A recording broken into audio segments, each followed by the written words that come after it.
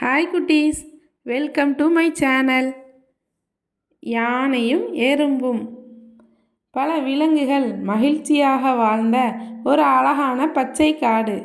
பறவைகளின் கூவலும் மெல்லிய காற்றின் இசையும் அங்கே எப்போதும் நிறைந்திருக்கும். இந்த காட்டில் மிகப்பெரிய வலிமையான ஒரு யானை இருந்தது. அது வலிமையானது, ஆனால் அதற்கு கொஞ்சம் அகம்பாவம் அதிகம். ஒரு நாள் அந்த யானை ஆற்றில் குளித்து ஆனந்தமாக நீரை வாரி இறைத்து விளையாடி கொண்டிருந்தது. அப்பொழுது மிகச்சிறிய ஒரு எறும்பு அங்கே வந்தது. யானை அண்ணா, எனக்கு ரொம்ப தாகமாக இருக்கு, தண்ணீர் குடிக்கணும், கொஞ்சம் வழிவிட முடியுமா என்று எறும்பு கேட்டது. யானை சிரித்து கொண்டே, நீ என்ன ஒரு சிறிய பூச்சி, உன்னை போல ஒருத்தி வந்து கேட்டா நான் வழி விடணுமா? போ, உன் வேலையைப் பார் என்று கூறிய யானை சற்றும் யோசிக்காமல் தன் தும்பிக்கையால் தண்ணீரை பலமாக எறிந்தது.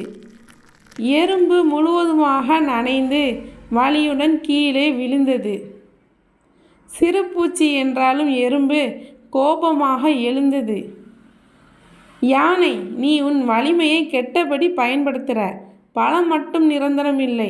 இந்த அகம்பாவத்துக்கு ஒரு நாள் நீ கண்டிப்பாக பாடம் கற்றுக்கணும் என்று சவால் விட்டுவிட்டு எறும்பு கோபத்துடன் தன் கூட்டத்தில் இருந்த எல்லா எறும்புகளிடமும் யானையின் செயலை பற்றி கூறியது. எறும்புகள் யானைக்கு ஒரு நல்ல பாடம் கற்றுக் கொடுக்க முடிவு செய்தன. அடுத்த நாள் யானைக்கு மிகப்பெரிய அதிர்ச்சி காத்திருந்தது. பல 100 எறும்புகள் ஒன்றாக சேர்ந்து யானையின் உடம்பில் ஏறின. அவை கொஞ்சமும் இரக்கமின்றி யானையின் காது, கண், தும்பிக்கையிலெல்லாம் கடிக்கத் தொடங்கின. யானை, ஆ, ஐயோ, வலிக்குதே, யாராவது என்னை காப்பாத்துங்க, என்னை விட்டுடுங்க, என்னால் தாங்க முடியலையே என்று கத்தியது. யானை வலியால் கத்தி திக்குமுக்காடி ஓட ஆரம்பித்தது. அதன் அகம்பாவமே இப்போது ஆபத்தாக மாறிவிட்டது. எறும்புகள், இப்ப தெரியுதா? நீ உன் வலிமையை பற்றி பெருமைப்படாதே.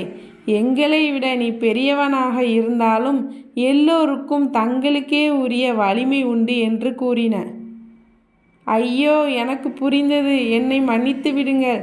இனிமேல் யாரையும் சிறியவனாக நினைக்கவே மாட்டேன், அன்போடு நடந்து கொள்வேன் என்று யானை மன்னிப்பு கேட்டது.